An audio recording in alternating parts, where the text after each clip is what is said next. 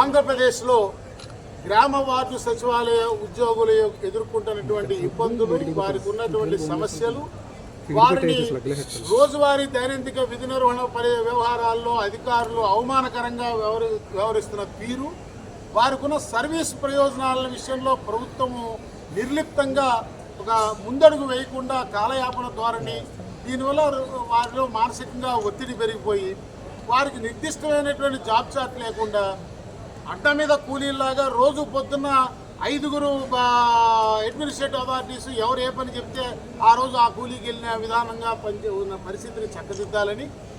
వీళ్ళు అత్యున్నత పెద్ద చదువులు చదువుకుని ఒక పోటీ పరీక్ష ద్వారా వచ్చిన మెరిటోరియస్ యంగ్ వర్క్ ఫోర్సు దీన్ని సమర్థవంతంగా వినియోగించుకోవడం ద్వారా పాలనా వ్యవస్థలో ప్రభుత్వం కూడా మంచి పేరు తెచ్చుకునేటువంటి అవకాశం ఉంటుంది. కాబట్టి దీన్ని అధికారుల మీద వదిలేయకుండా గౌరవ ముఖ్యమంత్రి గారు ప్రత్యేక చొరవ చూపి వీరి సర్వీసు వ్యవహారాలని నియంత్రించే విషయంలో వారికి ఆనందం కలిగించేలాగా, వారు చదువుకున్న చదువుకి చేస్తున్న పనికి తగ్గ గౌరవప్రదమైన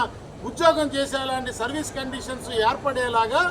అవసరమైతే ముఖ్యమంత్రి గారు రాజకీయ నిర్ణయం తీసుకోవాలని ఈ సదస్సు ద్వారా నేను విజ్ఞప్తి చేస్తూ ఆంధ్రప్రదేశ్ ప్రభుత్వ ఉద్యోగుల సంఘం పక్షాన 18 మంది ఫంక్షనరీస్, 11 శాఖలకు చెందిన 18 మంది ఫంక్షనరీస్ కామన్గా ఎదుర్కొంటున్నటువంటి సమస్యలు, వాటికి ఉన్న పరిష్కారాలు, ఫంక్షనరీ వారీగా ఉన్న సమస్యలు, వారికి ఉన్న దానికున్న ప్రస్తుత చట్ట నిబంధనలో ఉన్న పరిష్కార మార్గాల్ని సూచిస్తూ ప్రభుత్వానికి ఒక డాక్యుమెంట్ని సబ్మిట్ చేయాలని ఈనాటి మా సదస్సు చేసిన తీర్మానానికి అనుగుణంగా మేము ప్రభుత్వం నియమించిన